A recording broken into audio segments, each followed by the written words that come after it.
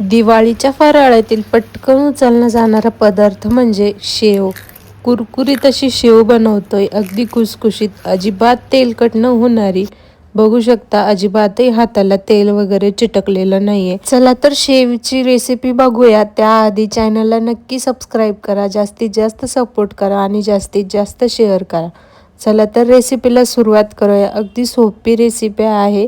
Video कुठेही skip न करता नक्की बघा. सर्वात अगोदर मी अर्धा किलो इतकं बेसन पीठ जे आहे ते घेतलंय. बेसन पीठ आपल्याला दुकानचं असलं तरीही चालेल किंवा घरचं बेसन पीठ जरी असलं तेही चालेल. तर मी इथे पॅकेटचं जे बेसन पीठ असतं ना ते मी इथे घेतलंय. शेव कुरकुरीत व खुसखुशीत होण्यासाठी आपण यामध्ये अर्धी वाटी इतकं तांदळाचं पीठ घालतोय.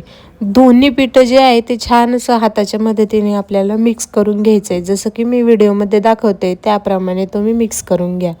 शेवचं पीठ भिजवण्याआधी आपण त्याचा मसाला वगैरे बनवून घेऊ. यामध्ये मी लसणाच्या 2-3 पाकळ्या ज्या आहेत त्या सोलून घेतल्या आहे.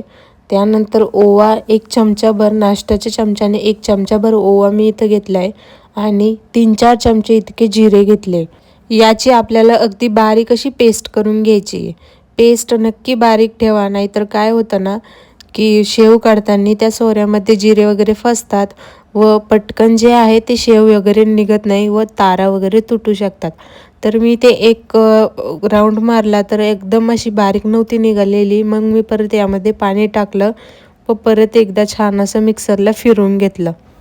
चला आता या बेसन पिठामध्ये आपल्याला कडकडीत असं गरम तेल जे आहे 2-3 चमचे यामध्ये टाकायचं व हाताने तेल जे आहे ते छान असं सगळीकडून मिक्स करून घ्यायचं. म्हणजे बेसन पिठाच्या प्रत्येक कणाकणाला आपलं हे तेल जे आहे ते लागलं पाहिजे. छान असं हे मोहन आपल्याला सगळ्या पिठामध्ये मिक्स करून घ्यायचं. सगळीकडे तेल लावून झाल्यानंतर यामध्ये आपण लसूण, जिरे व ओवा याची पेस्ट केलेली होती ती यावरती टाकायची. 2 चमचे मी इतकी यावरती लाल मिरची टाकते. लाल मिरची तुम्ही तुमच्या आवडीप्रमाणे कमी जास्त करू शकतात. फिक्कं लागत असल्यास कमी टाकू शकतात. त्यानंतर चवीनुसार आपल्याला यामध्ये मीठ टाकायचं व हे सगळं जे आहे ते छान असं सगळ्या पिठामध्ये आपल्याला मिक्स करून घ्यायचं. जसं की तेल आपण मिक्स केलेलं होतं त्याचप्रमाणे आपल्याला हे पेस्ट व लाल मिरची सगळी बेसन पिठाला लागली पाहिजे. छान असं सगळं मिक्स करून घ्यायचं अगोदर. आता यामध्ये थोडं थोडं पाणी टाकून आपल्याला जास्त घट्ट पण नाही जास्त पातळ पण नाही असा गोळा मळून घ्यायचा. सुरुवातीला थोडं थोडंच पाणी टाका, म्हणजे गिठळ्या वगैरे होत नाही व पीठ जे आहे ते छान भिजवलं जातं. या पद्धतीने आपल्याला पीठ जे आहे ते छान असं भिजवून घ्यायचं आहे. बघू शकता असंच पीठ हवं आहे आपल्याला. आता यावरती थोडासा तेलाचा हात लावायचा व 5-1 मिनटं आपल्याला हे झाकून ठेवायचं. एकीकडे मी तेल गरम करायला ठेवले. जोपर्यंत पीठ भिजतंय तोपर्यंत आपण तेल गरम करण्यासाठी ठेवून देऊ. शेव बनवण्यासाठी पसरट अशी कढई असले तर खूपच छान, म्हणजे सगळीकडून शेव जी आहे ती तळल्या जाते.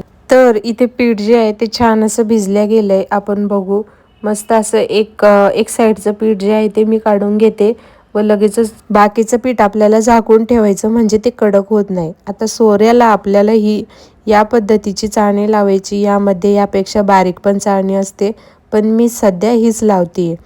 यामध्ये टाकली व यामध्ये आपल्याला थोडंसं पाण्यामध्ये हात बुडवायचा व हे बेसनचं जे पीठ केलेलं होतं आपण ते यामध्ये थोडं थोडं टाकत जायचं. आपला शेवचा सोऱ्या जो आहे तो छान असा सेट झालाय. लगेचच आता आपण शेव काढून घेऊ. सुरुवातीला तेल गरम झालं की नाही ते आपण बघून घेऊ. तेल छान गरम झालंय. लगेचच आता आपण शेव काढून घेऊ. सोऱ्या जो आहे शेवीचा तो आपल्याला तेलाच्या थोडाच वर धरायचा, जास्त पण वर नाही धरायचा. तर मी इथे तेलाच्या थोड्या वर जो आहे तो सोऱ्या धरलाय व छान अशी गोल गोल करून गोल गोल सोऱ्या फिरवून शेव काढून घेते. थोडी हाताला जी आहे ती वाफ लागतेच, पण पटपट जर फिरवलं ना तर पटकन शेव जी आहे ती निघते. तर मी 2-3 राऊंड जे आहे ते याचे मारले व छान असं याला मीडियम गॅसवरती आपल्याला होऊन द्यायचं आहे. जास्त फुल नाही करायचं, नाहीतर आतून कच्ची राहू शकते शेव व कुरकुरीत नाही होणार. शेवीला या पद्धतीने झाऱ्याने आपल्याला हलक्या हाताने दाबायचं, पलटायची वगैरे गरज नाही, नाहीतर याच्या तारा ज्या आहेत त्या तुटू शकतात. अगदी कमी गॅसवरती आपल्याला शेव जी आहे ती छान अशी तळून घ्यायची. मस्त अशी आपली कुरकुरीत अशी गोलम गोल शेव जी आहे ती तयार आहे, खुसखुशीत. बघू शकता अजिबातही शेवने जे आहे ते तेल वगैरे नाही सोडलेलं व एकदम कुरकुरीत अशी शेव झाली आहे, खुसखुशीत सुद्धा झाली आहे. तर अर्धा किलोच्या मापामध्ये भरपूर सारी शेव झाली आहे. कसा वाटला तुम्हाला आजचा व्हिडिओ मला कमेंटमध्ये नक्की सांगा. प्लीज व्हिडिओ आवडल्यास व्हिडिओला लाईक, शेअर, चॅनलला नक्की सबस्क्राईब करा. भेटूयात पुढच्या व्हिडिओमध्ये. तुम्हाला पुढचा व्हिडिओ कसला बघायला आवडेल मला कमेंटमध्ये हे देखील सांगा. बाय.